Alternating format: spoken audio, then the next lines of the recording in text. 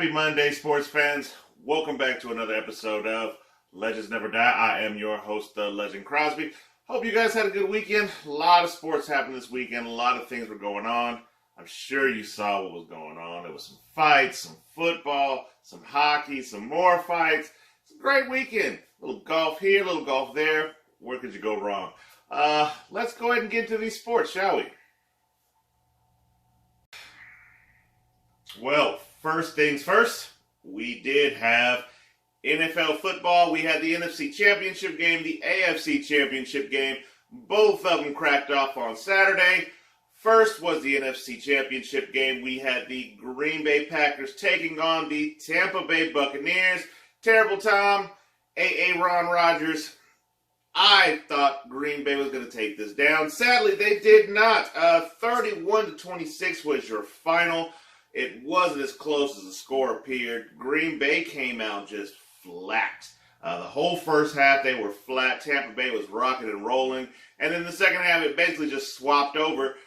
Green Bay was on it. Tampa Bay went flat. Tom Brady threw 3 interceptions. I think they were all like 3 straight passes, 3 interceptions.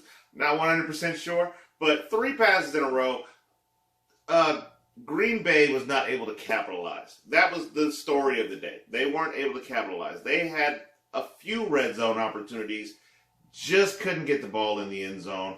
Hands were slipping. These were things that you think Green Bay would be able to do, being as they were at home. They knew what the cold weather would be like. Nonetheless, that is what happened. So, Tampa Bay, salute to you. Congratulations. You are going to your first Super Bowl ever that is in your own city. That's pretty crazy. This is like, what, 55, 56 Super Bowl? And this is the first time that's ever happened. Pretty crazy. And, of course, it's got to be Tom to do it. And congratulations, Tom Brady. That is 10 Super Bowl appearances. Goodness gracious. Can't be mad. I still don't think you're the greatest to do it.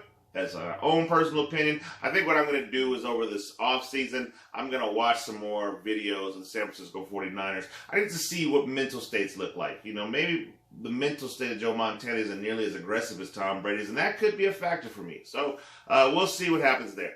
Anyway, let us move on. There are some urban legends going around right now. They just lost. Aaron Rodgers is very distraught. I guess to say the least. I don't know what's going to happen there with Green Bay. I could see Aaron Rodgers piecing out and going to San Francisco. He's from Cali. He's from Northern Cali. So San Francisco's got a squad already put together. You don't got to play in that extremely cold weather like that. I can see that happening. So we'll see what happens there. Matt LaFleur said he wants him back. Oh, and yes, we can talk real quick about the controversial call. I liked the call, hated the timing. Later in the quarter, earlier in the quarter, I should say, yeah, that's a fair kick, the field goal. I don't think he understood who he was going up against. Tom Brady doesn't give the ball back. So I thought that was the only reason it was a bad call, but we can all play Monday morning quarterback. I wish somebody would have just spoken in his ear and said, maybe we don't have enough time for that. Let's just go for it. You know, it doesn't make a difference. You 8 down 5. You still need a whole nother score. So silly call, whatever. Let's move on. The Buffalo Bills took on the Kansas City Chiefs. I thought it would be a better game by Buffalo, but Kansas City did what I thought they were supposed to do. They put up 38. Buffalo lost this 24-38. They did a decent job running the football this game overall as the game progressed. The passing game just struggled. They didn't have anything going. Like, they just weren't on the same page. It seemed like it was almost week 1 for the passing team. So that's just what that is. Kansas City, they just look like they were just meant to go to the Super Bowl. If you've been watching any of them play their games this season, you know, the one thing that you always hear this other sports networks say is, oh, well, they're not beating them by a lot. I like what they're doing this year because I think they're pacing themselves to beat you anyway. And I like what that's doing. So, good job for them. Pat Mahomes, he went 29-38 for 325, had 3 touchdowns on the day. Legendary salutes are going out to Tyreek Hill, who dropped 172 yards on 9 catches. It didn't even score a touchdown. 172 yards. Man, he just had them going up and down the field. And, of course, Travis Kelce, also the powerhouse, 13 catches, 118 yards, 2 tugs on the day. What you know about that? I don't know who they're going to use in Tampa to stop that. So that's kind of the question that I have. But, we'll get into this right now. So the Super Bowl. This will be February 7th in Tampa. About 25,000 people are going to go. Who you got? I am going to go with Kansas City. They're in my division. I see them twice a year. I know what this machine is capable of. I have my own judgments about Tampa Bay getting that, and if I see some bad calls, I'm going to preach to the high heavens. So we'll just have to wait and see. You guys tell me who you like down below. You got Kansas City, you got Tampa Bay. We got 2 weeks to debate this until showtime. All right. So also that happened in last night's game. Offensive tackle for Kansas City, Eric Fisher. He suffered a torn Achilles last night. He's going to be out. This happened in the fourth quarter of the game, which is always a horrible time to lose a key player. They put together this little makeshift line. That's concerning to me for them going into the Super Bowl. That is a huge question. Nobody wants to lose their left tackle, but it is what it is. They'll just have to put together a strong game plan. You're going to have to get that ball out of the hands of Patrick Mahomes, and that's coming off that side. You see a lot of JPP on that side, and Dominican Sue moving to that side. So really worries me. We'll see what happens there. What's next? The Bucks said that Antonio Brown will be back and ready to go for the Super Bowl. Believe it or not, this could be just early reasoning, but I do foresee Antonio Brown actually being the X factor in this Super Bowl, whether it's positive or whether it's negative. I believe he's the kind of guy that's built for the bright lights. If you recall, T.O. had that huge performance in the Super Bowl. I think it was like 9 catches, 118 yards, didn't have a touchdown, but again, you just stretch the field. I think this could be that moment for Antonio Brown. But this could go the other way. You could end up just not playing at all, end up getting hurt or dropping a ball. So I'm going to really have an eye out for Antonio Brown on Super Bowl Sunday. So that's that. In other news, in Carolina, Greg Nelson, tight end, he has decided to depart from the NFL after 14 seasons. Had a great career. He's going into the booth at Fox Sports. I guess he's going to be calling the games. That'll be interesting. I don't know. That kind of makes me have that same, what was the guy that played with the Cowboys? Witten. That Jason Witten feeling. Oh, no, you can't just be sticking anybody in the booth, man. So I'd love to get a booth job. That'd be awesome. Anyway, let's move on. Over his career, Nelson had 742 catches. This is 8,683 total yards and 60 touchdowns. He was also part of that Super Bowl team with Cam Newton that ran into the Denver Broncos, and they were just never the same after Cam Newton got beat at that game. So sad. I thought Carolina would have had another crack at it, but just never got back to the promised land. You know how hard it is. Salute to you, Mr. Nelson. Now, a quick little urban legend going around the water coolers.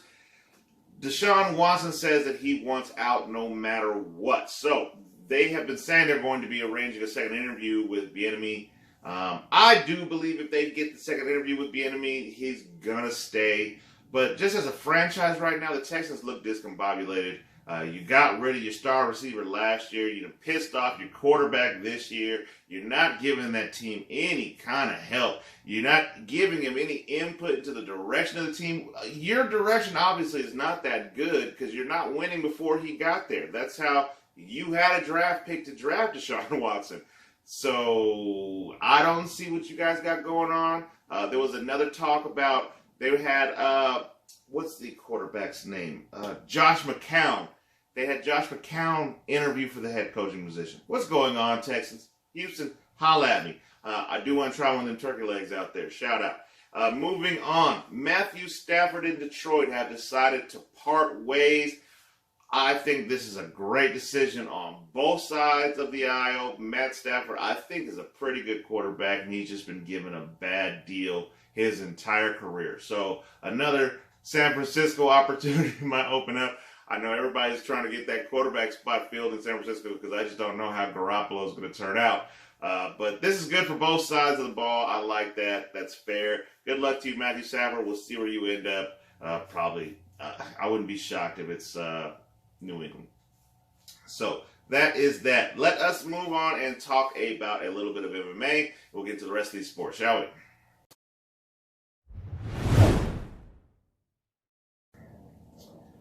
All right, so UFC 257 went down in Abu Dhabi this weekend.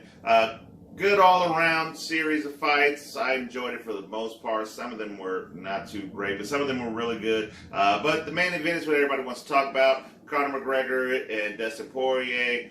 Conor McGregor got jacked up. I had a feeling, I told you that in the last show, go check it out. I had a feeling Conor McGregor was going to go down, and that's my guy. I'm a big Conor McGregor fan. But I had a feeling he was going to go down. This was a TKO in the second round. But Poirier, he was on it the entire time. He was working those legs. Conor didn't know what to do, and then he just finally had enough. That's the best way we're going to say it.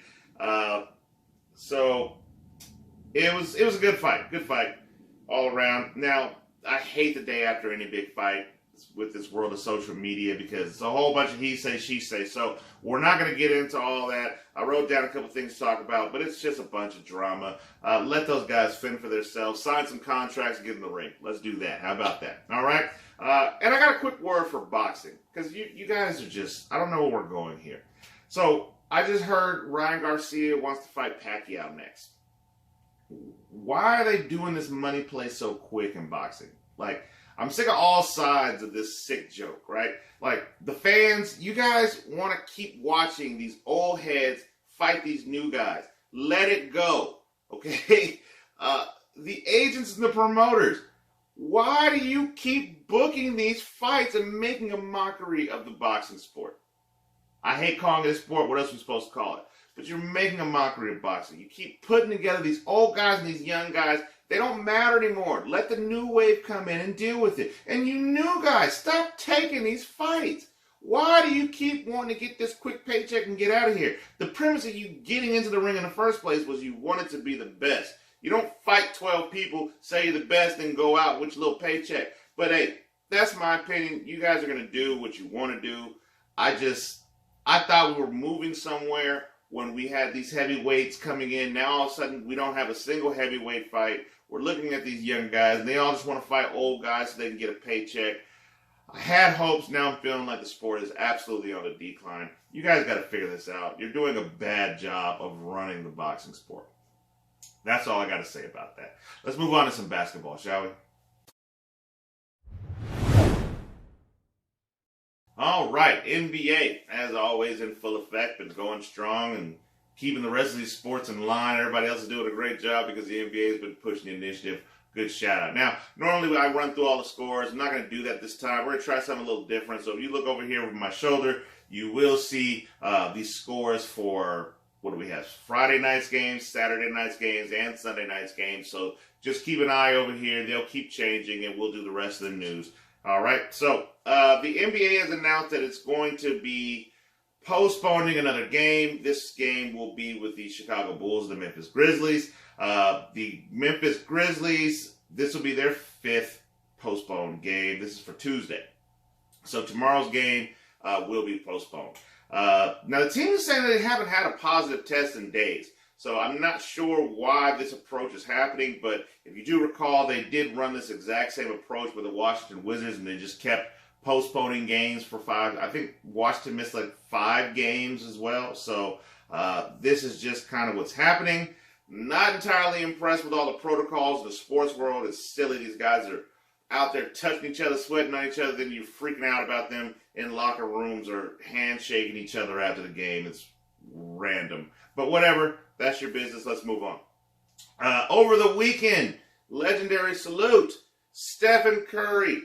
He has passed Reggie Miller, one of the legends of the game, one of the most underrated people in this game, as the second all-time on the NBA three-point list.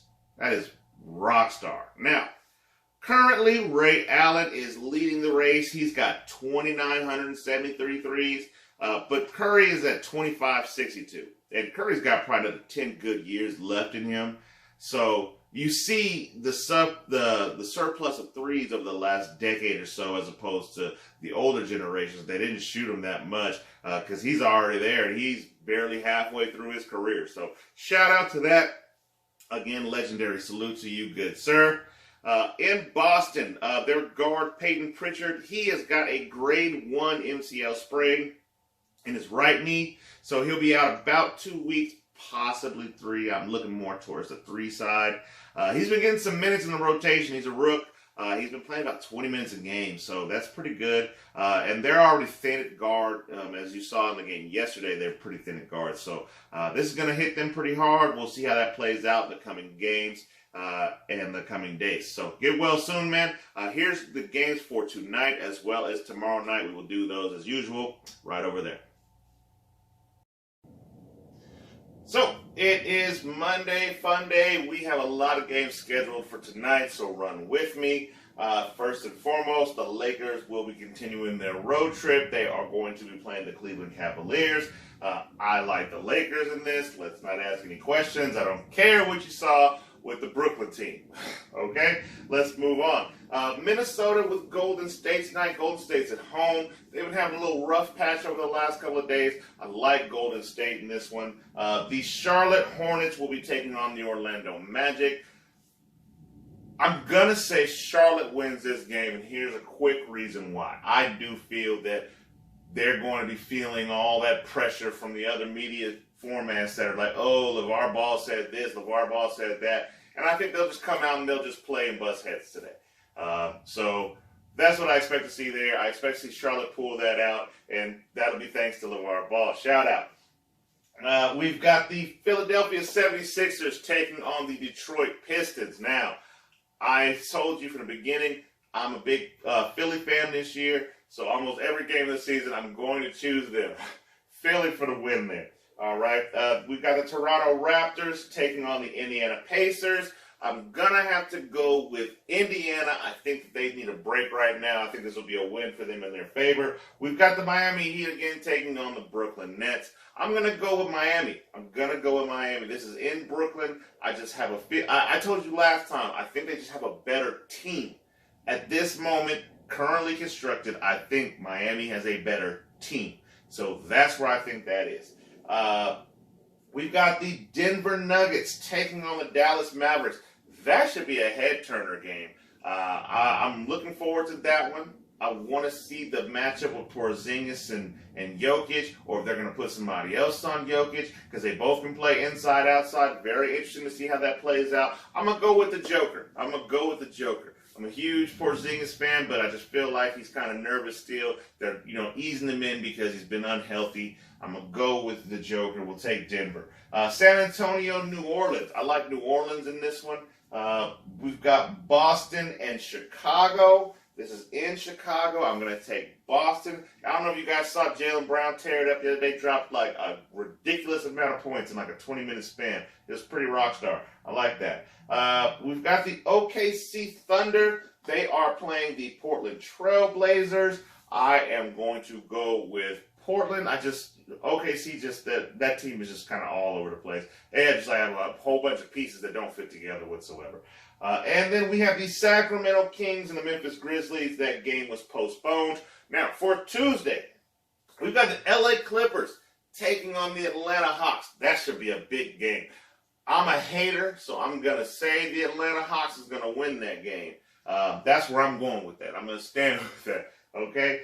We've got the Washington Wizards taking on the Houston Rockets. Washington is another team that just has no horse leading that chariot whatsoever, so we'll take Houston. And then we got the Knicks and the Jazz.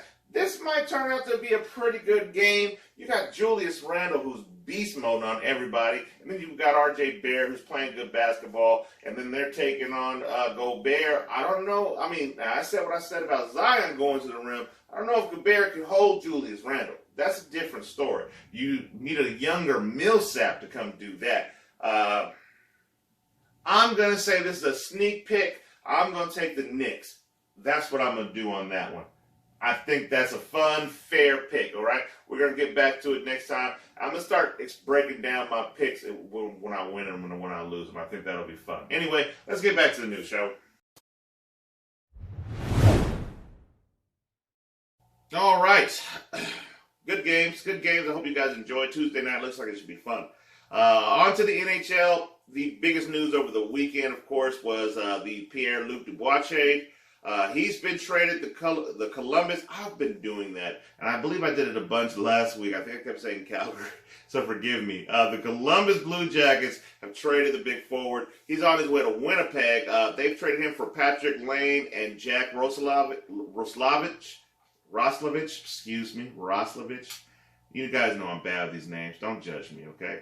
Now, Winnipeg is also going to get a 2022 third-round pick, and they will also retain 26% of Lane's $6.75 mil cap hit. I like to trade both ways.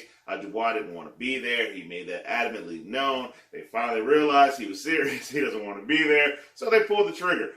Fair deal. I hope everybody's happy. I'm pretty sure he wanted to go to Winnipeg, otherwise he wouldn't have signed off on this. So good luck to both teams in their respective grounds. Now, also for Tuesday, the game with Carolina Hurricanes and the Tampa Bay Lightning has been postponed. Now, this is the fourth straight postponed game for Carolina. They're going through a little run reserve fight right now. They did send out an updated schedule. That's right here. If you want to take a quick look, that's all the postponed games and when they will be played in their new date and times. Okay, so be on the lookout for those date changes. There should be some more changes coming up in the coming days, and I will keep you posted on that as well. Now, last thing that we have is one of my favorite things. Now, the Capitals have popped out. They've got a new uniform. Right on time. Got a little problems out there. We don't want to talk about it. So they've got these new uniforms. You guys tell me what you think. I like them. I think they look great. You put your comments in the comment section below. Tell me, are those a yay or nay on your uniform picks? I dig them. I think they look pretty cool. So that's that. That's the news for our hockey. Now let's get into the games for tonight and tomorrow, and then we'll finish off with some more news. All right. So we've got some hockey. We've got one game tonight, got a bunch of games tomorrow. Let's run through them really, really quick, okay?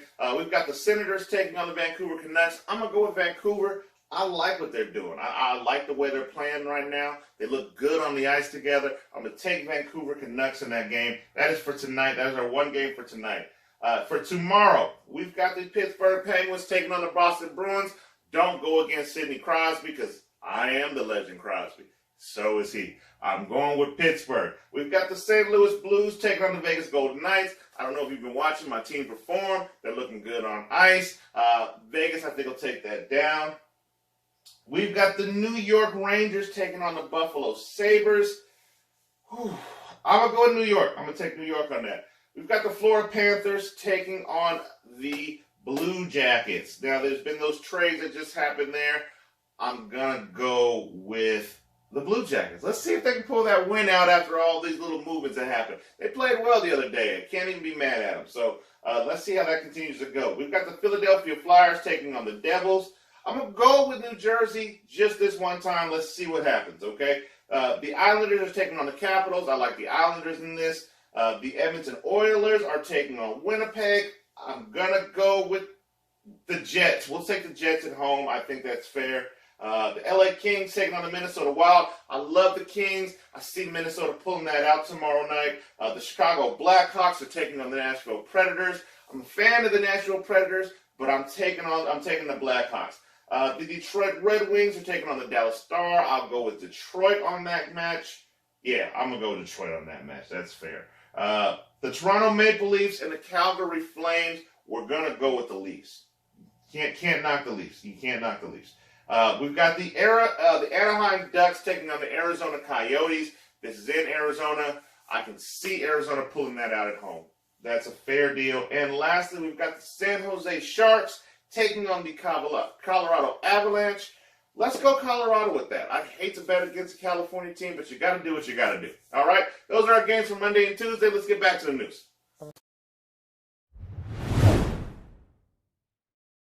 All right, moving on to baseball. Now, there has been some breaking news this morning. This will just be real quick. The Yankees have traded their reliever, Adam Ottavino. He's going to Boston. I'll have more about that on the next show. They haven't said anything else. It was just they were looking to move him to get his contract off contracts off, but they haven't put out anything in writing about what's happening yet. So as I get more information on this Ottavino trade, I will keep you guys posted. Now moving on to Washington, the Nationals, they've made another move real quick. They've done another offseason signing. They've agreed to a 1-year, $10.5 million deal with the closer Brad Hand. Now we were talking about him in some of the earlier shows. He was supposed to be moving here. He was supposed to be moving there. He was supposed to be moving everywhere. He's finally found a place where he can call home. That's fantastic. Good for him. And this is a good play for them because their whole bullpen is primarily righties. So this will be a good change-up for them to get a lefty on board. Happy for that decision. Also in Boston, they're going to be getting right-hander Garrett Richards. He's agreed to a 1-year, $10 million deal. He threw a 4.03 ERA last year for the Padres. So they were looking to kind of dump him off. And you know the Padres have been making moves. Go back to the other shows. You'll hear about them. Quickly in the PGA, Siwoo Kim, he fought off Patrick Cantlay, and he takes down the American Express title. Congratulations. These are the run for that. And as well in Abu Dhabi, we had the Englishman. He fought off the Irishman to win that one. So Tyrrell Hatton, he comes out on top. He beats Rory McIlroy, who had the lead all weekend. So he shot a bad Sunday. Maybe he just was disinterested, just kind of mentally unflurried there. But he had a bad Sunday, just went straight for par. And Tyrrell Hatton came and took that down. So shout out to you guys. Congratulations. I'll let you guys know on Wednesday what we got coming up this weekend for golf as well. So let us do our fantastic legendary salutes for the day, and then we'll wrap up the show. We'll be out of here. Well, hello, and welcome back to our segment called Legendary Salutes, where we like to take time out to highlight some of the stories that probably wouldn't make it on the normal show and allow them their flowers as the time is needed. So, our first legendary salute goes to George Armstrong, who sadly has passed away at 90 years old on Sunday. Armstrong played 21 seasons in the NHL, all with the Toronto Maple Leafs. He led the Leafs to 4 Stanley Cups over 12 years as captain. And all in all, he played in 1,188 games, which leads the franchise. And he's 5th in the franchise with 713 points. So, R.I.P. I hope that you were given your flowers before you passed. Our next legendary salute goes to Stephon Diggs. Now, they lost that game. Buffalo Bills did. And that team went in the locker room. And they sat in there during the AFC Championship ceremony. But during that championship ceremony, that man stood out there on the sideline and he watched. He watched every moment of it. Now, this is a man who saw defeat and said, I want that. I like that kind of attitude. I dig that all the time. I have a strong feeling those Bills will be back. So, our next legendary salute goes to JaVale McGee. I don't know if you guys saw this play right here. This man took the ball coast to coast as a big man. He's been on some of the other shows, always being talked dirty about. It's about time to get that man his flowers. He's got 2 of them rings. Don't get it twisted. And last time, our big-time legendary salute goes to Joel Edmundson. Now, if you guys weren't paying attention, there was a little beef last week.